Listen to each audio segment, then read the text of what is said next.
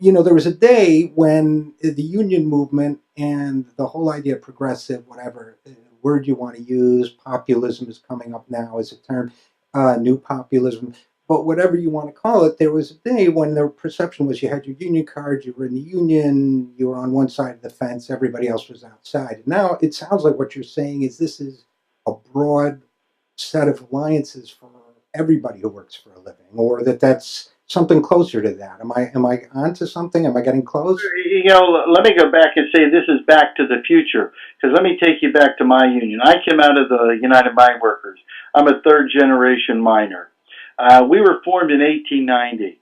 At our very first convention in 1890 in Columbus, we adopted a resolution in our convention, our constitution, that said that it prohibited discrimination based on race, color, creed, or national origin.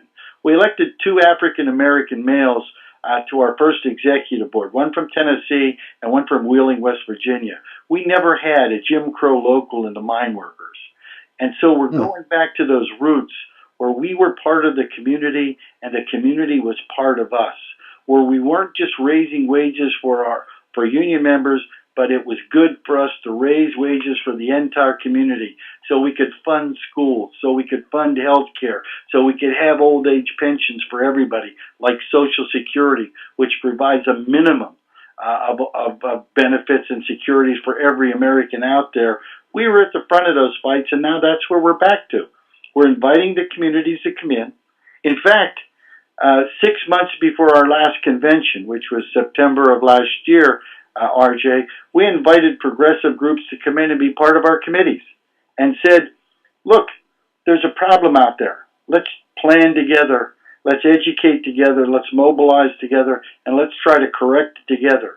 We brought them in.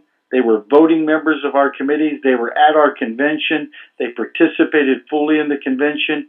And since then, we're planning together, mobilizing together, educating together, and reaching out to the community to say, look, none of the progressive groups out there are big enough to do it alone.